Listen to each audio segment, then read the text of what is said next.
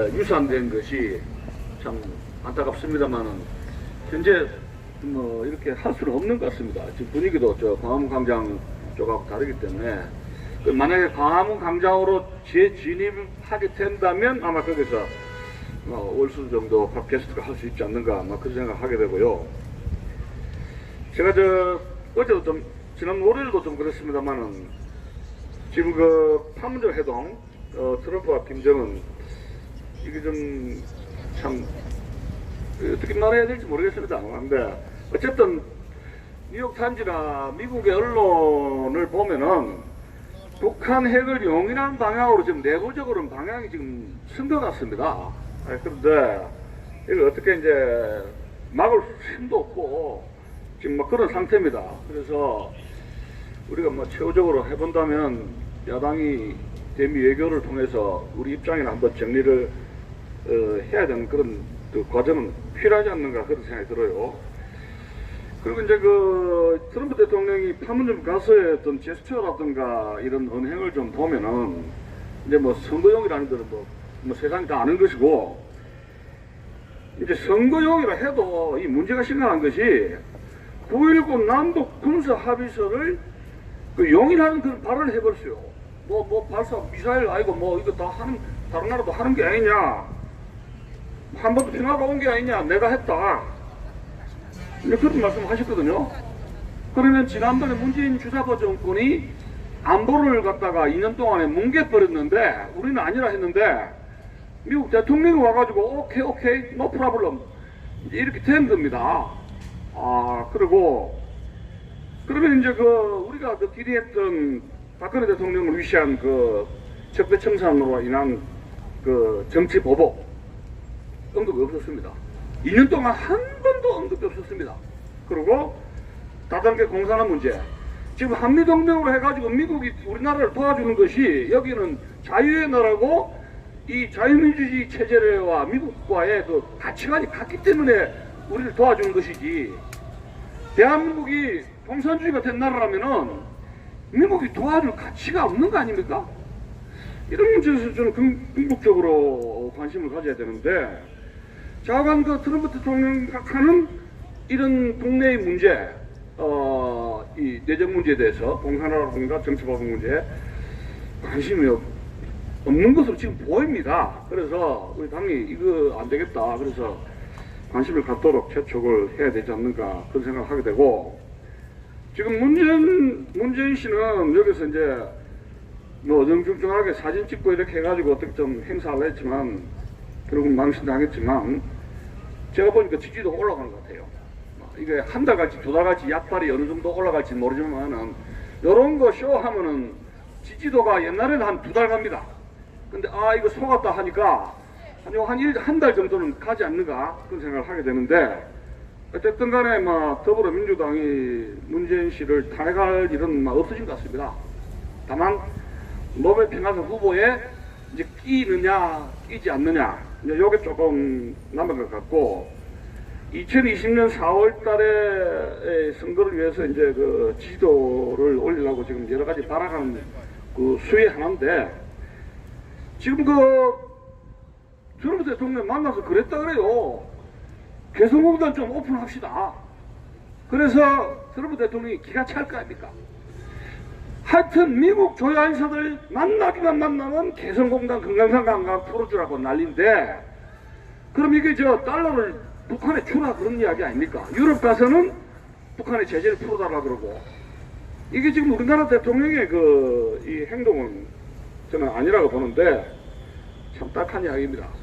일본에도 또 김정수 여사가 같이 간 모양인데 가서 무슨 관광을 했는지 외교를 했는지 모르겠어요. 그렇고 지금 일본이 지금 아베 총리가 지금 칼을 뺐습니다. 하도 이 일본을 갖다가 못 살게 구니까 누가 한번 엿먹어 봐라 해가지고 이제 반도체 중심으로 해가지고 우리나라 삼성을 중심으로 해서 중요 부품 수입을 못 하겠다. 한번 하려면 해보자 했는데, 사실 우리가 1961년 5.16 군사혁명 이후에 박정희 대통령이 개인적인 용단에 의해 가지고 반일 데모가 얼마나 심했습니까? 한국과 일본이 같이 가지 않으면 대한민국의 근대화 조국의 건재는 어렵다 해서 8억 불을 끌어들이고 일본의 자본과 기술이 들어오면서 1차, 2차 이 경제개발 5개년 계획에 일본의 자본과 기술이 큰 그 공을 세웠어요. 그러니까 지금 일본 쪽에서는 한국이 은혜를 모르는 배은망덕이라고 하는 그 우익의 주장이 지금 올라오고 있단 말입니다. 일본 내에서 그 우리나라의 그 드라마라든가 이런 한국 붐 이미 끝났고 이제 모든 것이 정도가 있고 경우가 있는 거 아닙니까? 이 중국이라든가 북한 원수들 만나면 우리 정상회담에서 지도자들은 그냥 겨요. 일본만 이걸 사과했는데 또 하라 하니까 결국 일본이 이제 악에 받쳐버리고 저렇게 이제 경제전쟁으로 지금 하게 되는데, 한국이 여러분 알다시피 1948년 대한민국과 그 이전의 우리나라 역사를 보면은 제일 가장 잘 삽니다. 그 이유는 일본과 경제협력을 했기 때문에 지금까지 이까지 온 겁니다. 그 이전에 여러분 조선시대라든가 고려시대, 신라시대 보세요. 일본과 교류를 안 했기 때문에 우리가 고통을 당하고 경제적으로 어려운 지경에 처했다는 것은 우리나라 역사를 잘 아실 겁니다. 그러나 주사파들은 그런 거 생각 안 합니다. 왜냐하면 남북한 고려연방제를 하려면은 일본과 고립을 해야 되고 남쪽에 미군들이 철수를 해야 되죠. 그럼 궁극적으로 남북 고려연방제라는 건 뭐예요? 이 북한에게 지금 갖다 바치는 작전 아닙니까? 그러면 이거 이제 국민들이 이거는 안 되겠다 해서 들고 일어나야 되는데 참 아직도 정신 못 차린 것 같습니다. 그리고 지금 김정은이가 지금 판문점에서 53분간 트럼프를 붙잡고 53분간 이제 쇼를 했는 모양이라요. 그러다 보니까 하노이에서 열차 타고 가가지고 망신당한 거 만회를 했고 대국민 홍보를 하면서 북한 주민 지지도가 막 상승하도록 활용을 하는 것 같습니다. 그래서 결국 이제 이 판문점 쇼라는 게 한국, 미국은 내년 선거용으로 쇼를 했고 표를 긁어 모으기 위해서 이제 그랬고, 북한은 이제 체제 유지를 위해서 이런 게 해서 결국은 이제 한국, 미국, 북한의 이 3인방의 막 대형 쇼가 벌어졌습니다. 근데 지금 미국에서는 미국의 언론이 우리나라의 이런 그 언론하고는 다릅니다.